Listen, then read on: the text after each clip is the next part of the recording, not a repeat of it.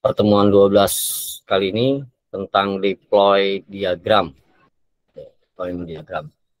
Ini yang ketujuh UML yang kita pelajari. Jadi saya review mulai dari untuk tugas akhir paling tidak minimal 4 dari 7 yang dipelajari, mulai dari use case, activity, sequence, lalu kelas, objek, terus kemarin terakhir state. Nah, ini hari ini deploy. Ini juga nggak susah karena ini gambaran umum sistem gitu ya. Kalau waktu use case, interaksi antara aktor dan sistem dengan proses. Kalau kelas berkaitan dengan database, lalu kalau activity interaksi antara user atau aktor yang ada di use case dengan sistem sama proses.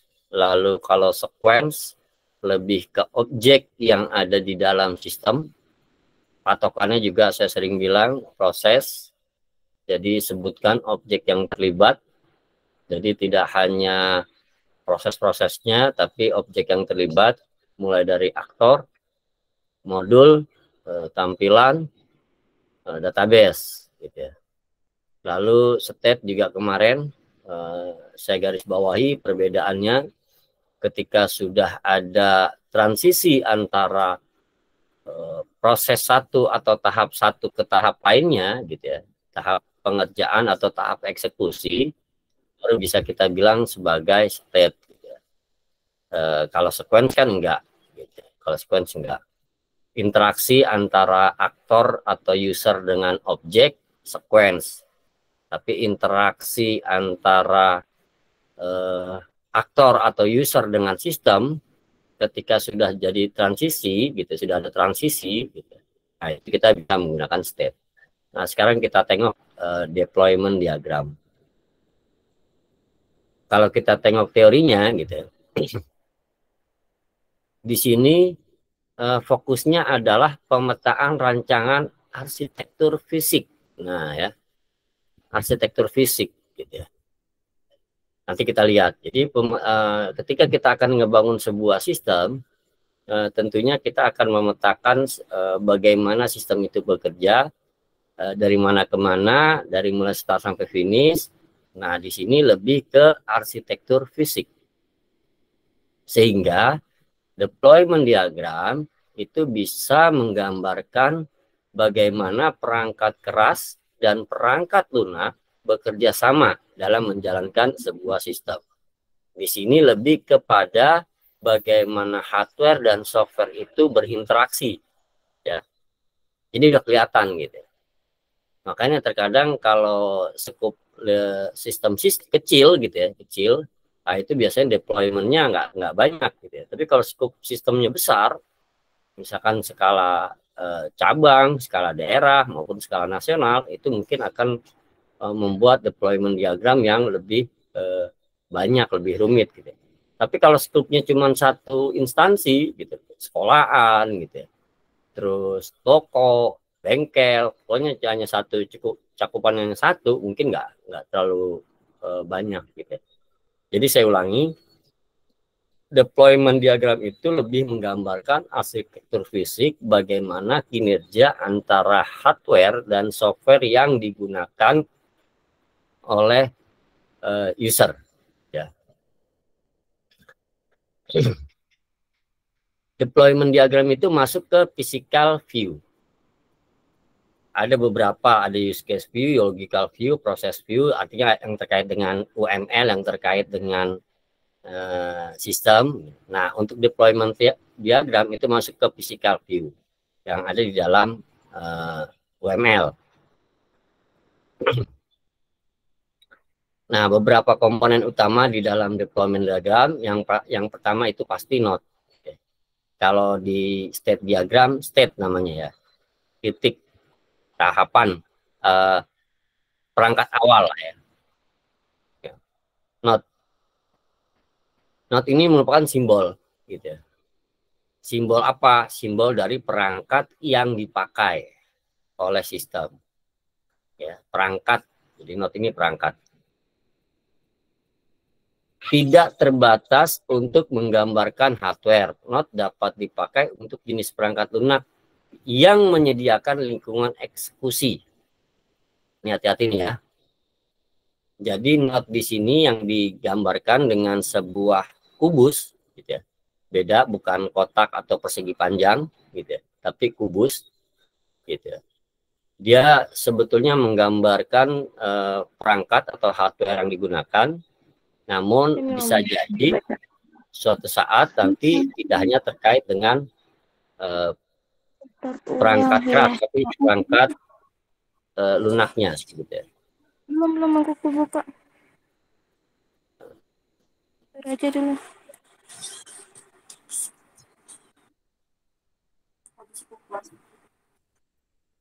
Oke. Simbol kedua apaan? Artefak. Gitu. Artefak ini file. Suatu file berbentuk fisik yang dapat dijalankan. Artinya berkaitan dengan database, modul, bahasa, pemrograman, semuanya. Jadi file dalam bentuk fisik.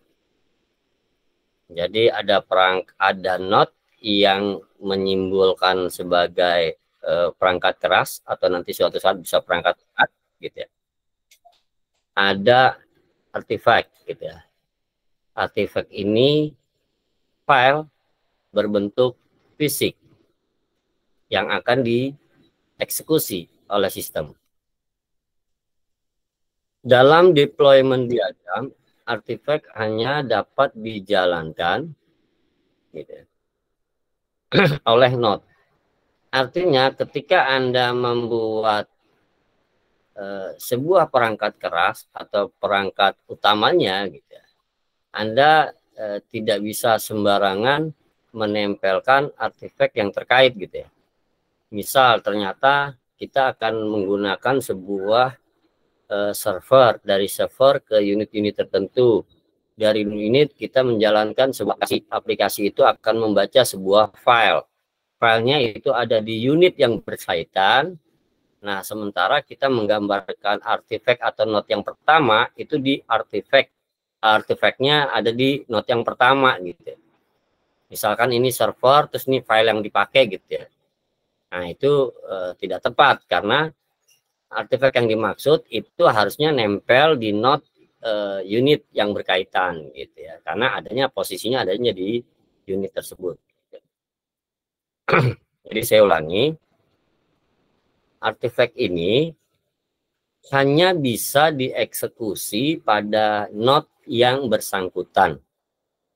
Gitu ya. Contoh ini ada di desktop, ini artefaknya di sini, gitu ya. Jadi simbolnya seperti ini, ya. Kotak, ada simbol-simbol kecil nih, file kayak gini, gitu ya. Ini kotak, ada simbol-simbol file, gitu. Nah, ini dia nempelnya di desktop, gitu ya, di not yang bersangkutan. Jadi di dalam perangkat ini ada ini, gitu ya. Nah, ini bisa digambarkan seperti ini. Gitu. Ini file yang dieksekusi adanya di sini. Karena ini perangkat hardware-nya. Itu yang kedua. Yang ketiga, PET. PET communication ini adalah penghubung antara node dengan node, gitu ya. Ini lebih ke jaringan sebetulnya. Sebuah node mungkin saja membutuhkan bantuan dari node lain untuk dapat menyelesaikan pekerjaannya saat sistem dijalankan. Artinya koneksi antar unit, ya. Nah, untuk menggambarkan bentuk komunikasi antar node tersebut, maka notasi menggunakan communication path. Digambarkan dengan sebuah garis yang menghubungkan dua buah node yang berkomunikasi. Ini. Ya. Jadi menghubungkan dua buah kubus gitu ya. Ini perangkatnya server, ini perangkatnya PC gitu ya. Penghubungnya adalah garis gitu. Jadi baru 3 node, artifact, path. Yang terakhir frame. Digunakan dalam pembatasan dari suatu sistem yang menggambarkan ruang lingkup dari sistem yang dikembangkan.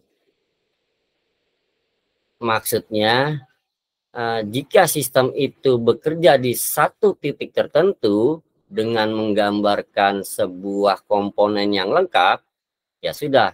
Tapi kalau sudah berada di titik yang lain, artinya di wilayah lain, gitu ya.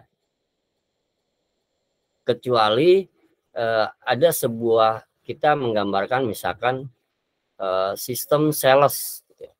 Sistem sales itu terdiri dari beberapa cabang di 5 wilayah kota Jakarta misalkan. Nah, sistem sales itu kita gambarkan dalam sebuah frame. Nah, bagaimana penghubungnya? Nah, kita biasanya sih kalau orang menggambarkan, ya pertanyaan pertama, sistem itu diinstal di mana gitu. Di server. Servernya di mana? Pusat ya. Berarti ada satu node server. Terus server itu disebarkan ke 5 cabang gitu, 5 wilayah DKI. Ya sudah, berarti akan ada 5 cabang koordinasinya gitu ya. Berarti akan ada 5 node lagi. Nah, ternyata 5 node ini juga dialirkan gitu ya. Atau mungkin nggak punya cabang lagi gitu misalnya. Kalau punya cabang lagi ya tinggal dilempar lagi aja, ada berapa titik gitu ya, ada berapa node. Tapi kalau nggak punya cabang lagi berarti node yang ada di cabang itu ada berapa komponen yang terlibat di situ. Artinya aplikasi itu akan berjalan ada di berapa unit gitu. Nah, itu harus digambarkan semuanya tuh hardware-nya gitu ya. Penghubung-penghubung itu gitu. Itu di dalam sebuah frame aplikasi sales. Sementara ternyata aplikasi sales ini berhubungan dengan aplikasi pembayaran gitu. Jenis aplikasinya beda lagi, tapi bekerja di satu wilayah yang sama. Artinya di satu area tadi gitu ya, untuk satu DKI gitu ya.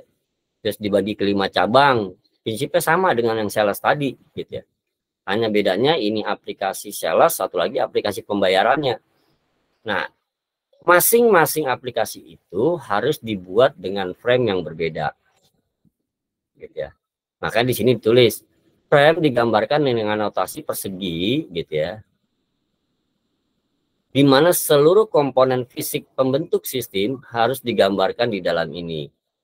Jadi dalam satu sistem, kalau ternyata sistemnya lain walaupun satu perusahaan, ya harus digambarkan dengan frame yang berbeda gitu. Tapi kalau misalkan wilayahnya sama, ya tetap di dalam satu frame ini gitu, karena masih satu jaringan, artinya satu jenis aplikasi yang digunakan secara bersamaan gitu. Itu kalau areanya atau wilayah penggunaannya dalam lingkup yang lebih luas. Tapi kalau ternyata misal aplikasi itu digunakan di dalam sekolah gitu, di dalam sekolah, ya sudah, berarti kan tinggal node awalnya tuh di mana gitu, ada di sekolahan itu server gitu ya. Ya udah di area ini aja gitu ya. Terus ada berapa unit cabang tingkat satunya gitu, level satunya. Oh, ternyata ada di lantai 1, lantai 2, lantai 3 gitu. Kebetulan sekolahan itu 3 lantai misalnya. Ya udah bagi aja 3 unit gitu. Oh, ternyata enggak, dari server itu langsung dipisah ke semua unit yang menggunakan aplikasi tersebut. Ya sudah, tinggal pecah aja langsung ke masing-masing gitu ya. Gitu. Nah, makanya kadang-kadang suka ditanyakan, aplikasi itu adanya di mana gitu. Oh, di sekolahan. Apakah aplikasi itu dikerjakan di tempat lain gitu. Aplikasi itu adanya di mana? Di kantor. Nah, apakah kantor itu punya cabang? Oh, punya. Apakah cabang itu menggunakan aplikasi yang sama gitu. Kalau menggunakan aplikasi yang sama, harus digambarkan deployment diagramnya sebagai sebuah node. Jadi intinya Di mana aplikasi itu berjalan atau perangkat lunak itu berjalan, perangkat kerasnya harus digambarkan gitu sebagai sebuah node ya. Bentar ya.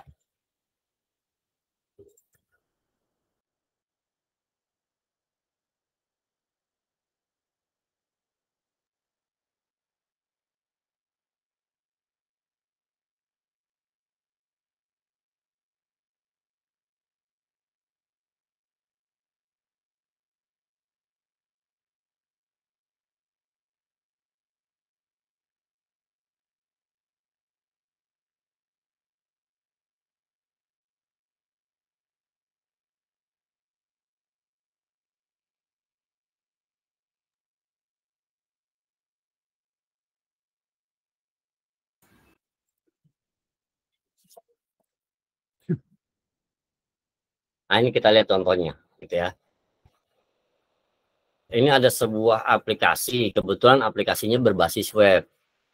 Kalau aplikasinya berbasis desktop, seperti yang nanti akan Anda buat, misalkan, karena Anda buat SPK, misalkan, SPK itu untuk di sebuah perusahaan, ya sudah hanya berjalan di perusahaan itu doang gitu ya.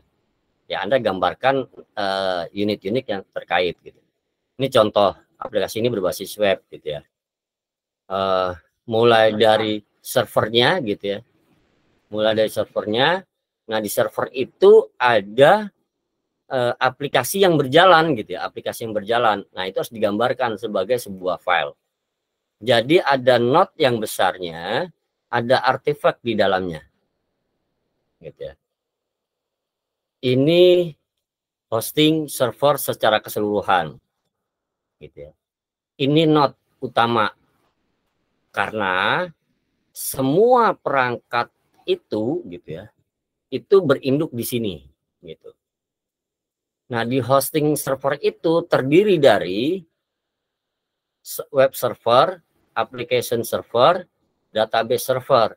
Ini perangkat beda ya. Hati-hati ya, ini perangkat yang berbeda. Artinya web servernya sendiri, application servernya sendiri, database servernya sendiri. Gitu. Terpisah. Nah, itu harus digambarkan dengan node-node yang terpisah. Lalu bagaimana kalau web server, database server, application server itu jadi satu? Ya sudah, gambarkan aja satu di sini ya. Misalkan ini tidak ada judul web server karena kita biasanya bikin aplikasi, kalau aplikasi yang akan kita buat kalau berbasis web biasanya karena skupnya kecil jadi tidak memerlukan komponen yang banyak, ya sudah satu perangkat sebagai server selesai gitu. Web servernya di situ, database-nya di situ, aplikasinya di situ gitu ya. Nah, kebetulan ini contoh web servernya terpisah gitu ya. 3 gitu ya. Ada communication path.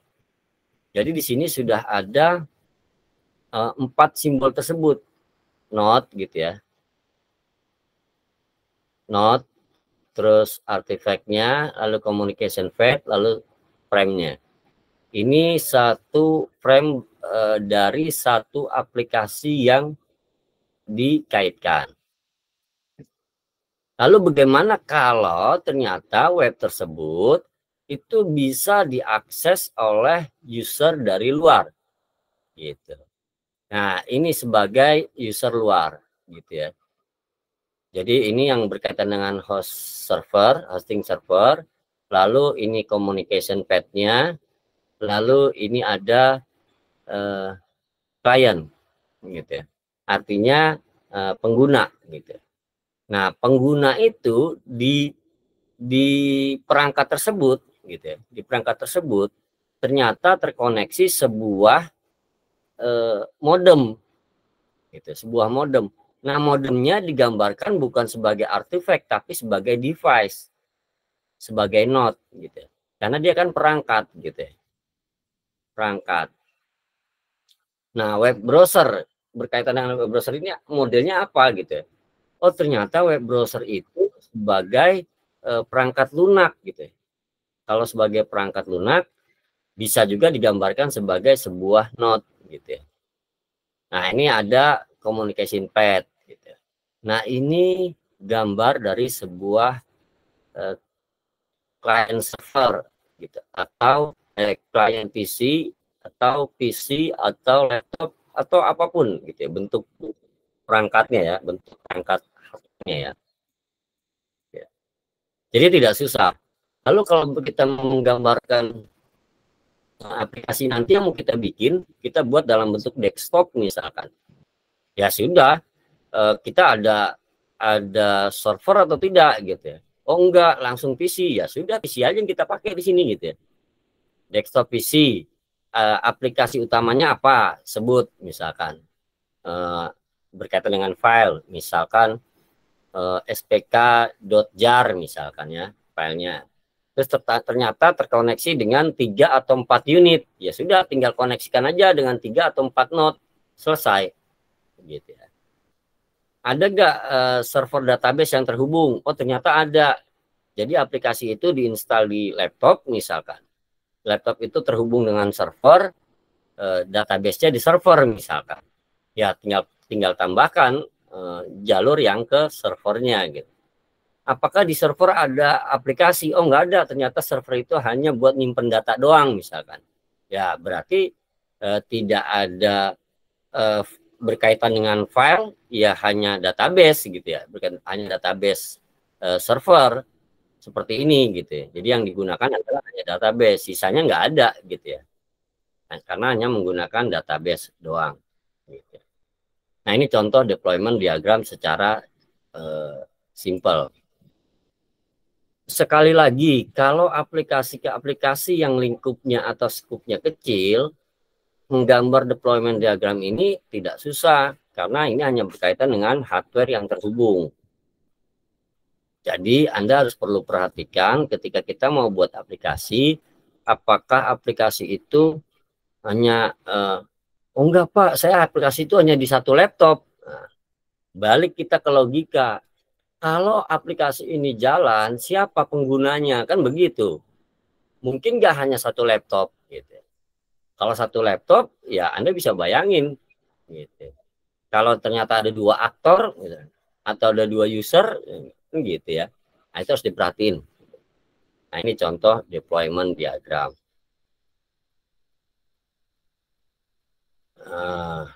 Nggak ada lagi deh. Habis ya. Jadi, deployment diagram itu simple.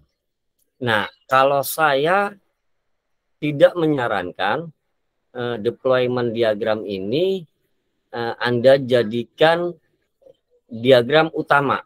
Maksud saya gini, syarat tugas akhir itu 4 diagram. Gitu. Minimal. Gitu. Nah, Anda memilih misal karena ini terlihat simple gitu.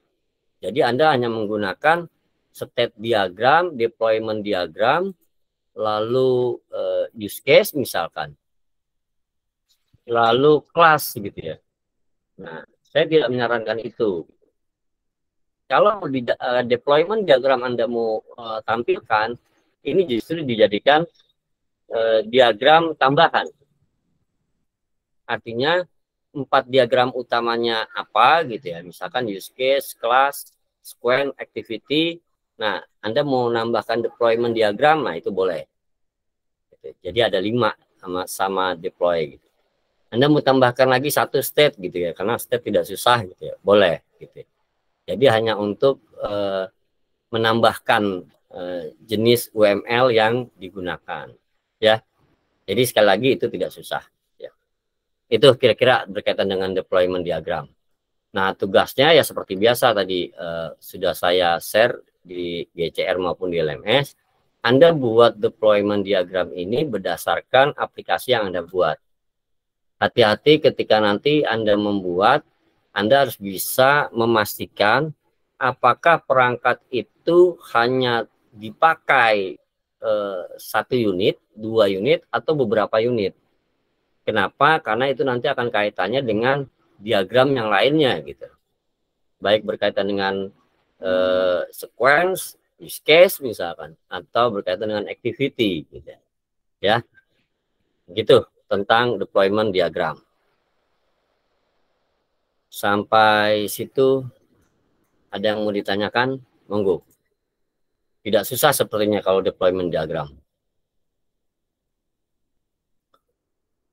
Hari ini simple, tidak terlalu banyak yang perlu dibahas ya terkait dengan topik materi. Itu deployment diagram. Ada pertanyaan? Paham, Pak. Kalau tidak ada, mari kita coba cek berkaitan dengan state yang kemarin ya.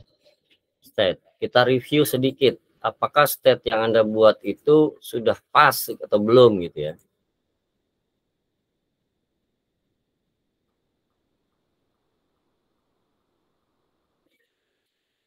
Oke. L10 state.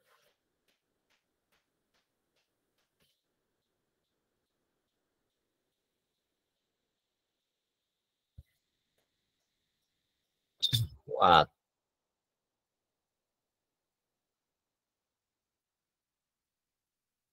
What ada? What Abdillah? Ada itu Pak, namanya foto Abdillah. Oh, ada ya. Nah ini. Start login berarti view ya, view login, dashboard, oke. Form karyawan, form kriteria, form bobot, form penilaian,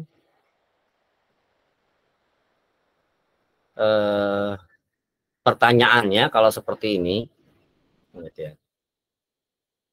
apakah state laporan ini, karena di sini kebetulan ujungnya ada dashboard gitu ya. Setelah login tampil dashboard, setelah dashboard baru form-form lain. Nah pertanyaannya apakah laporan ini tidak diambil dari sini juga gitu ya. Artinya ngekliknya tidak dari sini gitu.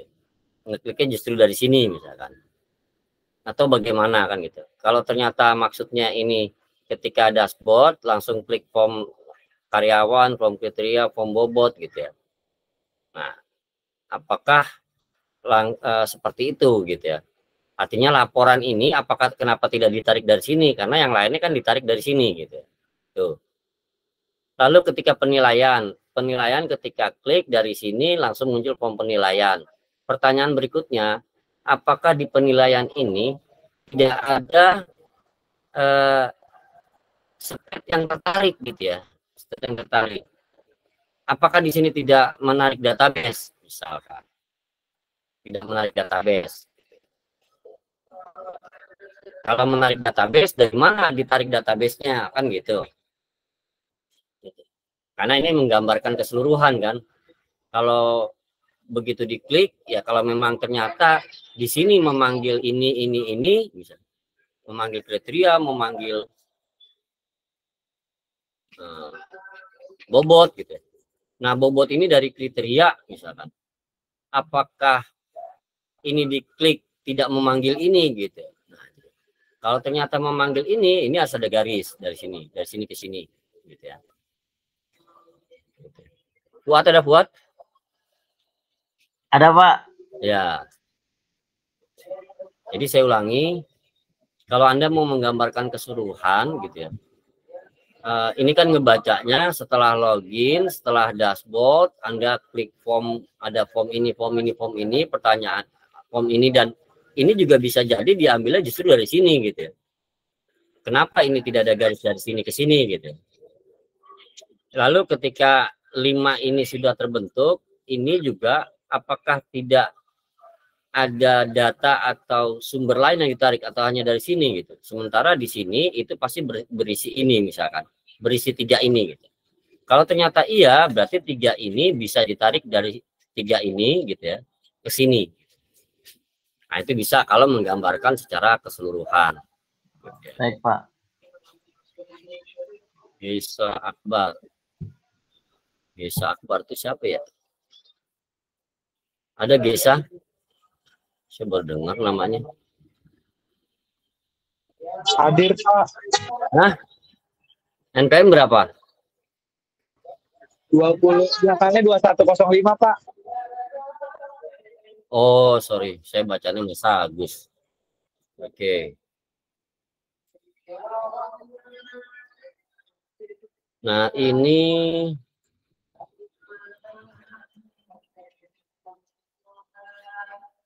SPK pemilihan produk terbaik menggunakan SAW. Data produk. Nah, ini yang saya bilang kemarin. Input itu, input, kemarin kayaknya udah dijelasin. Kemarin datang nggak di kelas? Datang Pak. Datang ya? Selama tidak ada transisi, gitu ya, kalau bisa jangan sebagai state gitu ya, jangan sebagai state gitu ya. Kalau sudah ada transisi baru gitu. Input itu baru masuk, baru ngetik gitu ya, belum nyimpen gitu ya. Belum nyimpen. Kalau nyimpen baru masuknya ke database, itu larinya ke modul langsung ke database gitu ya. View-nya apa, interface-nya apa? Apa bedanya masukkan data produk, input data produk? Apakah ini maksudnya interface misalkan? Interface data produk, lalu input produk, input kualitas, input stok. Nah, ini kurang pas nih input semua nih. Ini kurang pas nih. Oh, oke, baik Pak, baik Pak. Ya. Input, karena input itu belum transisi, tapi ketika sudah ada transisi, nah baru gitu. Transisinya kemana?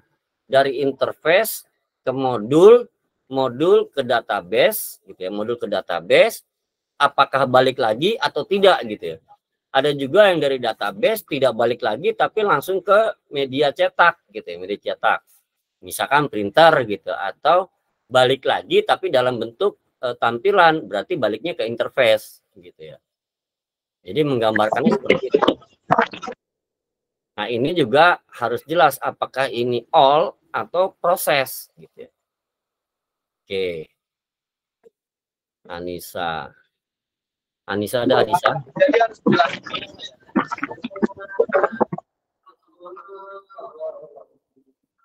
Anissa hadir? Anissa ada ya?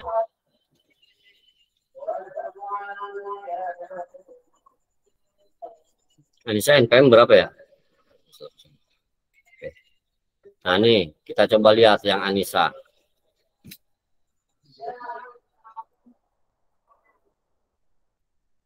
Buka proses, oke. Pilih range, oke. Nah, ini kan gitu nih. Ini masih milih nih.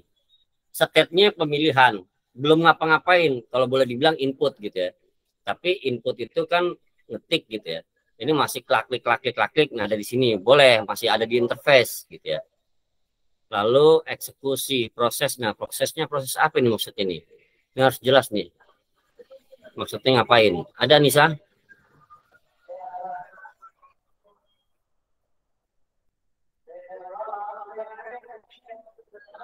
Oke, maksudnya mungkin mengeksekusi a priori. Nah, apa sih judulnya?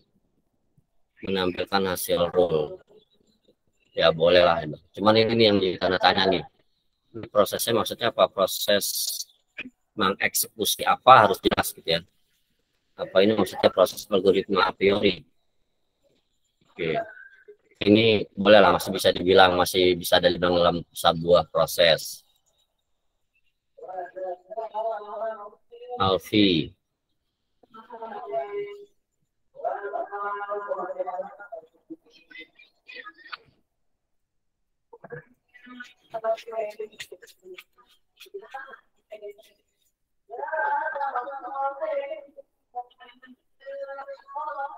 Absen daftar apa ini, daftar proses, update proses, update desain, update.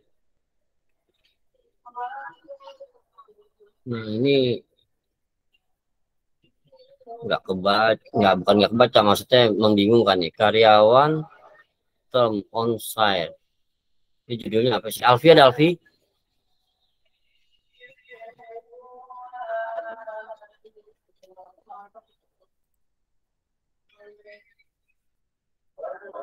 Oh, Alfi nggak ada. Oke, saya lewatin aja.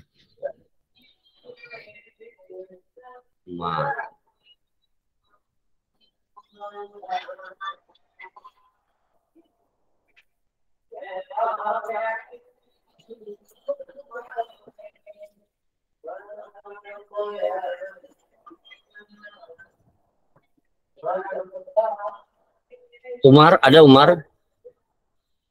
Ada, Pak. Bikin aplikasi apa? Rancangan aplikasi rekomendasi laptop berdasarkan kriteria konsumen, Pak. Oh, aplikasi mulai di sini sama mulai di sini apa bedanya? Kayak muka apa, kayak yang klik apa ke webnya gitu loh, Pak. Oh, ya langsung aja interface web atau website gitu ya.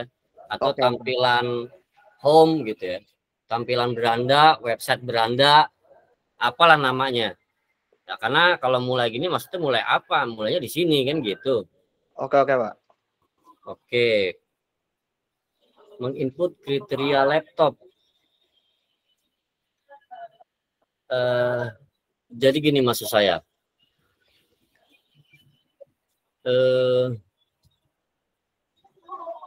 Saya gambar ini pakai. Saya buka yang kemarin dulu. Diagram.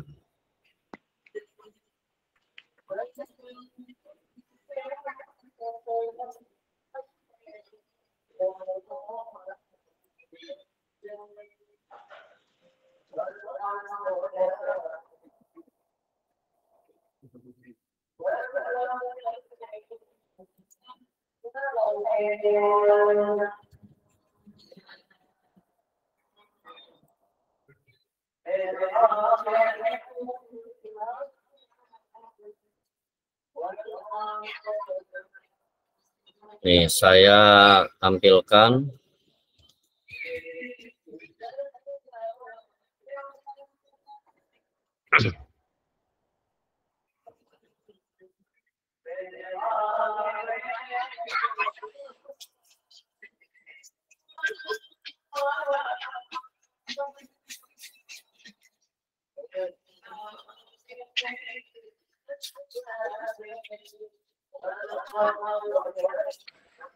ya.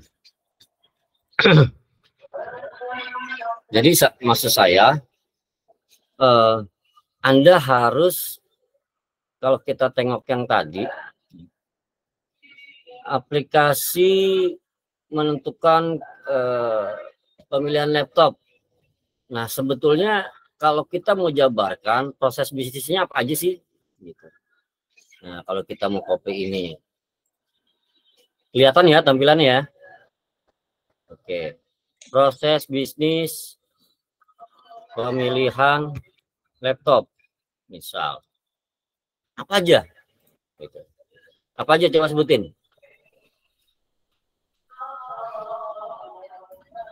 Pemilihan maksudnya gimana, Pak? Nah, ini di aplikasi itu ada berapa proses? Ada proses apa? Kayak rekomendasi doang sih, Pak. Kayak selesai, Pak. Ya tidak mungkin. Ini yang saya bilang, pemahaman proses bisnis itu. Proses bisnis itu proses-proses yang dikerjakan oleh sistem. Pertanyaannya, apakah tidak ada penginputan jenis laptop? Ada nggak? Oh ya, ada penginputan jenis laptop. Ada formnya nggak? Ada. Nah, Di kriteria itu penginputan jenis laptop itu kan satu proses, gitu loh maksud saya. Apakah ada penginputan jenis kriteria? Ada nggak penginputan kriteria? ada penginputan kriteria, ada. Ada formnya? Itu dijadiin satu, Pak. Saya tidak nanya jadi satu, makanya saya tanya. Nih, sebuah aplikasi itu terdiri dari beberapa proses, gitu.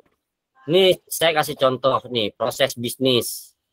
Proses-proses yang dikerjakan oleh sistem dari sebuah aplikasi. Contoh nih, ini satu buah aplikasi, misal ini proses bisnis pengarsipan, aplikasi pengarsipan, misal ya. Nah, aplikasi pengarsipan itu terdiri dari penginputan jenis surat, penginputan karyawan karena akan terkait dengan siapa yang akan menginput. Jadi karyawannya akan dipanggil, maka harus ada datanya dulu gitu. Lalu ada penginputan data surat masuk, makanya proses surat masuk. Nah, ternyata surat masuk itu perlu diverifikasi sama divalidasi oleh user terkait gitu ya. Makanya ada proses verifikasi dan validasi. Lalu ada pengiriman, penerimaan, ada cetak, dan seterusnya sampai laporan gitu.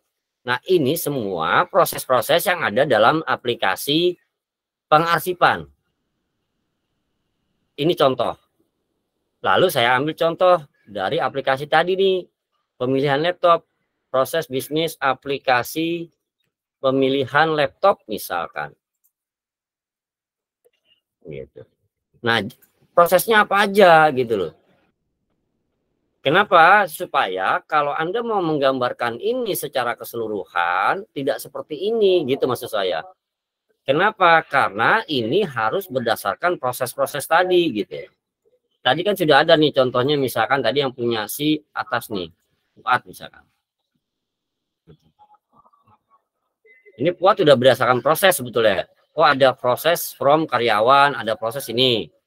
Ini kan dimulai dari awal. Setelah start dia login, berarti ini interface login gitu kan. Form login, setelah login dia masuk ke dashboard. Setelah dashboard apalagi? Oh, ternyata bisa klik karyawan, bisa klik kriteria, bisa klik bobot, bisa klik penilaian, bahkan bisa klik laporan gitu dalam area ini gitu. Nah, ini secara keseluruhan digambarkan gitu. Nah, kalau yang ini kan beda. Ini maksudnya apa gitu. Ini kan ngegambarnya gimana coba bacanya. Kalau tadi kelihatan, oh setelah login ada dashboard, setelah dashboard ada ini gitu. Nah, bukan ini. Umar. Oke Pak, oke Pak. Nah, kalau ini bagaimana kita ngebacanya gitu. Ini kan bingung ngebacanya. Ternyata kendalanya pertama tadi udah jelas, ini mulai terus ngapain gitu. Pilih rekomendasi, pilih kriteria, ini apa maksudnya kan gitu. Kan nggak jelas gitu ya. Apakah ini sebuah form misalkan, atau sebuah interface, atau sebuah database gitu. Kalau yang dimaksud ini secara keseluruhan, ya gambar ini seperti tadi gitu, seperti punyanya si Fuad misalkan. Tapi kalau menggambarkannya proses, ya prosesnya harus berdasar tadi kayak punyanya si siapa tadi tuh. Punyanya siapa gitu tadi ya, saya lupa. Nah, ini proses. Ini berdasarkan proses. Cuma ini kurang sedikit di sini. Ini hanya proses, mungkin hanya proses a priori doang gitu. A priori, sisanya nggak ada gitu. Nah, ini berdasarkan proses. Gitu maksud saya ya. Oke Pak, siapa? Sama yang lainnya juga begitu nanti gitu. Semua gitu. Jadi makanya kita coba lihat. Login bisa langsung lihat data karyawan, lihat kriteria penilaian, lihat bobot. Nah, ini baru lihat doang nih, nggak kemana-mana gitu. Login dari home, validasi data user. Nah, ini validasi saya nggak tahu nih. Maksudnya nambah data user, apa memang memvalidasi gitu, atau bagaimana gitu. Ini bahasanya kalau memang katanya kalimatnya itu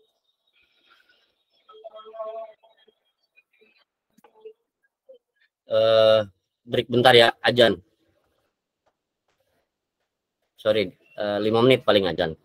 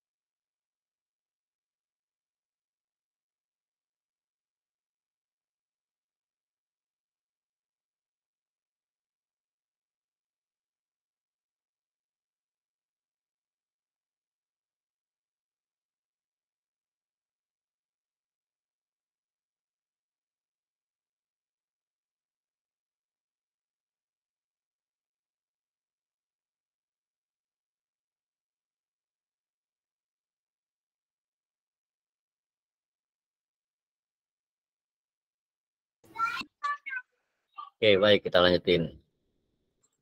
Nah, ini contohnya gitu ya. Oke, saya bilang. Jadi Anda bisa menggambarkan, kalau mau gambarkan keseluruhan, gambarkan ini semua gitu.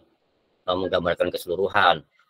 Tapi kalau menggambarkan per proses, ya udah, seret masuk sendiri, gitu. Maksudnya dipisah gitu per proses, step-nya gitu.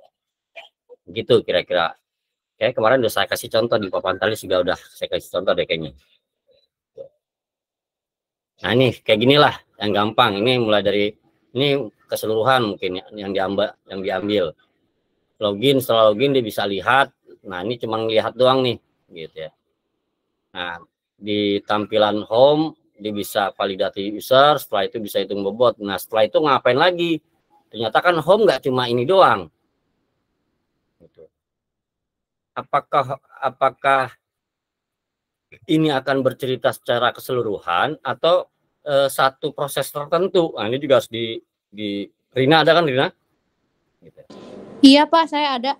Ya, kalau mau menggambarkan keseluruhan, ya apakah di home itu hanya validasi user gitu? Ternyata di home itu ada beberapa titik yang bisa digarap gitu, bisa input kriteria seperti yang tadi tuh punyanya yang atas gitu ya. Ya siapa tadi punya Fuad gitu ya. Oh iya. Bisa input karyawan, apakah bisa input kriteria, apakah bisa penilaian. Nah, hitung bobot, apakah hitung bobot itu dari validasi user tahapannya gitu. Oh iya, jadi semuanya itu harus ditampilkan satu persatu. Iya, kalau mau menampilkan keseluruhan ini. Gitu. Oh. Kalau Jadi input semuanya Pak, seperti iya, input data karyawan dan lain-lain. Iya, form lah, bukan inputnya ya, formnya. Karena interface-nya maksud saya, interface-nya. Iya. Ini saya ambil contoh ini nih, misalkan dalam proses ini, dari aplikasi ini, gitu ya, prosesnya ini sampai finish. Jadi secara all. Kalau mau menggambarkan all, nah, saya nggak ada yang, saya ngambil contohnya cuman kalau mau menggambarkan all, yang tadi gitu bisa dengan ini tapi tambahkan atau yang tadi yang punya kuat misalkan secara keseluruhan gitu ya. Tapi kalau yang dari setiap proses gitu ya, saya gambarkan ambilin ini nih, hanya proses ini penginputan jenis surat. Jadi dari aplikasi ini prosesnya ini. Nah saya ambil dari yang ini aja nih untuk step diagram proses ini, proses menginput jenis surat. Aktivitasnya ngapain sih? Oh ternyata ada tampil, mengisi, simpan, edit, hapus, dan seterusnya. Nah, kenapa ini saya bold gitu ya? Saya bold karena yang saya bold ini bagian dari step. Gitu. Ada transisi ketika kita mengklik itu ada transisi yang berjalan. Ketika kita klik modul bicara, kalau modul bicara pasti ada transisi tuh, ada pergerakan lah gitu maksud saya. Tampil form, ini dari home, start, tampil form input gitu ya. Terus ngisi. Nah, ketika ngisi itu kan belum ada transisi, baru ngetik gitu ya. Mengisi form. Tapi begitu kita klik simpan, baru ada transisi. Kemarin saya cerita tuh. Semua isi hasil isian form itu akan berpindah dipanggil oleh modul memanggil tampilan itu akan dipindahin dari view isinya itu ke database gitu. Ada perpindahan. Nah, perpindahan itulah yang ditulis gitu. Misalkan simpan terus pindah dulu ke database gitu ya. Database surat. Nah, apakah database itu muncul tampilannya maksudnya ada notifikasi bahwa data berhasil disimpan atau memang sudah selesai begitu aja gitu ya. Lalu setelah itu apa gitu. Oh ternyata bisa klik edit, hapus, cetak, tampilkan dan seterusnya sampai finish. Kalau ternyata terjadi pencabangan ya tinggal dicabangin gitu ya. Contoh ketika simpan ini berarti dia akan mengalir ke database dulu. Gitu ya. Mengalir ke database. Gitu. Artinya ada state database gitu ya, ada state database gitu ya. Nah, ketika tampil ini itu justru bisa bercabang gitu. Cabangnya mana ini gitu misalkan. Karena ini tombol-tombol gitu ya. Kalau cabangnya ini misal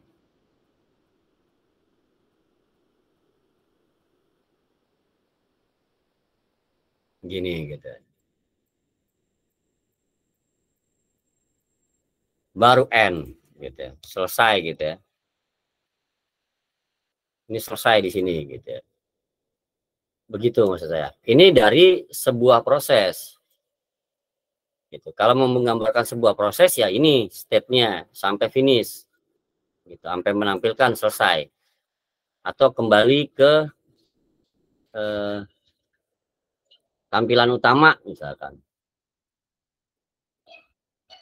Back gitu ya. Misal. Ini bagian dari ini back, baru finish. Gitu ya. Selesai.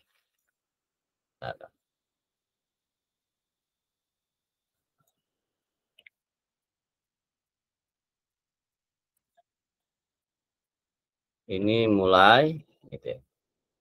Mulai gitu kan. Terus isi tahapannya selesai. Gitu. Sebetulnya sih tahapan sebetulnya lebih gampang ya, tahapan. Makanya saya bilang step itu tambah. Tapi jangan lupa ketika mau berpindah ke tahapan berikutnya itu pasti ada transisi gitu. Ada perpindahan. Transisi itu kan perpindahan. Kalau Anda nggak pindah, Anda diam di tempat ya berarti belum melakukan transisi gitu loh. Karena step diagram itu step transisi gitu. Makanya ada garis transisi gitu kan. Ya. Itu yang perlu diinin. Hati-hati nanti ketika menulis step diagram. Nih, contohnya. Ini tadi saya tulis gitu kan. Ini contohnya. Ternyata ada form verifikasi, ini dia yang tampil tadi, yang tampil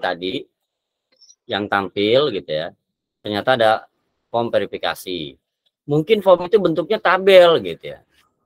Lalu menampilkan surat gitu, jendela verifikasi tutup dan seterusnya. Lalu validasi surat gitu. Gitu. Terus sampai finish.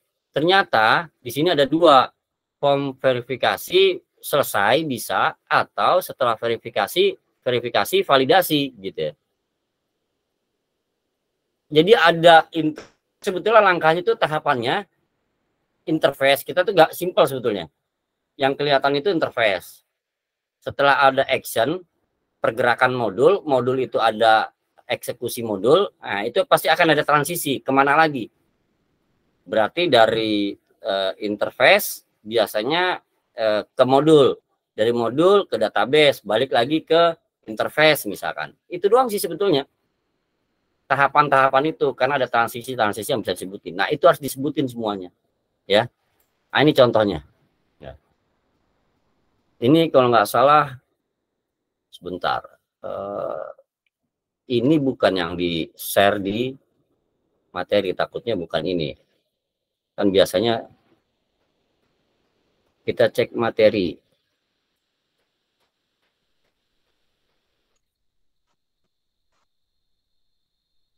State machine diagram PDF. Diagram 1.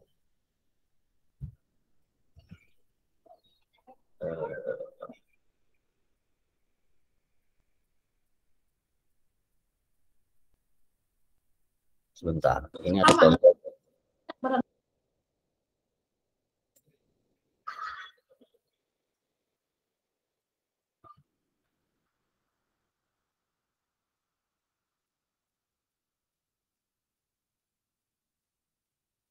Oh, yang ini nggak ada contohnya. Oke, saya upload aja deh. Yang pertemuan 11 saya tambahkan filenya. Yang ada uploadan.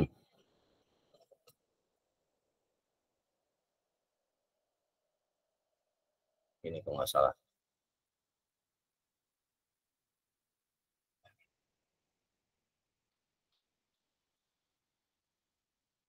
Nah, ya.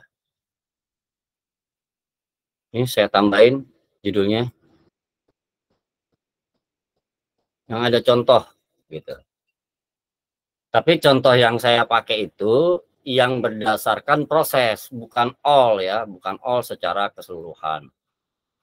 Oke, sampai situ ada yang mau ditanyakan, monggo silahkan. Kalau tidak ada yang belum absen.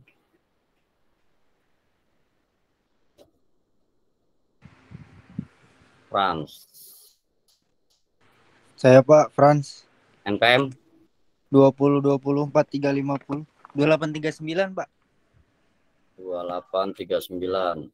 Oke. Makasih Pak. Ada lagi? Ya, Pak. Muhammad Fikri, Pak. 2016.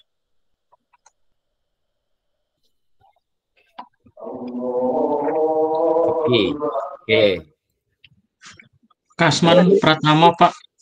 NPM 9001, Pak. 900 Kasman. Oke. Iya. Ada terima kasih, Irawan, Pak. Pak. NPM 2113.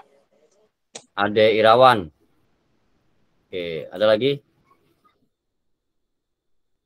Yang belum absen? Oke, baik, kalau nggak ada, itu aja hari ini. Sebelum kita closing, monggo silahkan open cam. Halo Pak, saya belum absen Pak.